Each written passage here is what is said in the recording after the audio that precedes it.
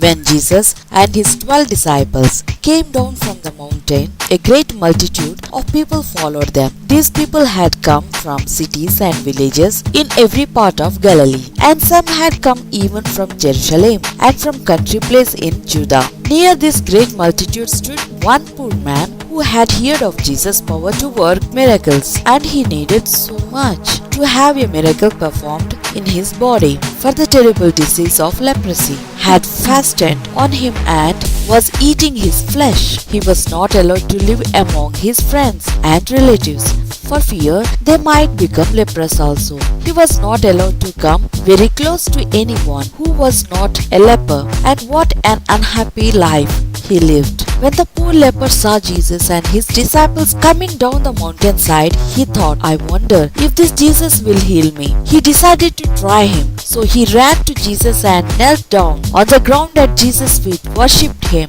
Then he said, If you are willing, I know you can make me well from the terrible leprosy. Jesus looked on the poor man kneeling before him, and great pity filled his heart. He knew how this man was dying by inches of the dreaded leprosy, which no doctors could cure. He knew about the unhappy days this poor man spent away from his own home and loved ones.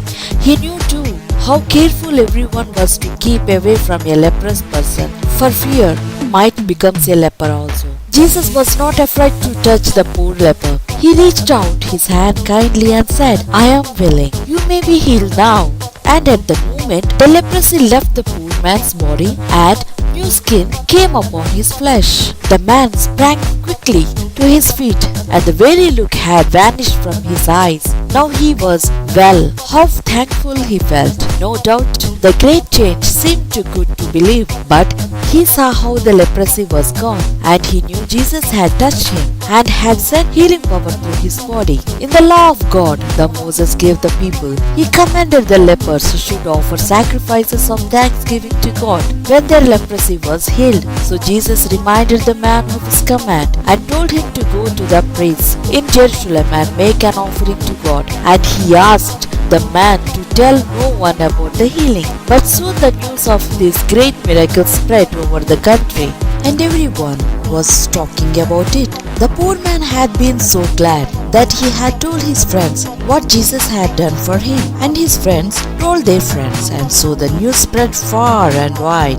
and many people left their homes and rushed into the country to see the wonderful person who, by his word and by the touch of his hand, could drive away the leprosy from a man whose body was full of the dreadful disease.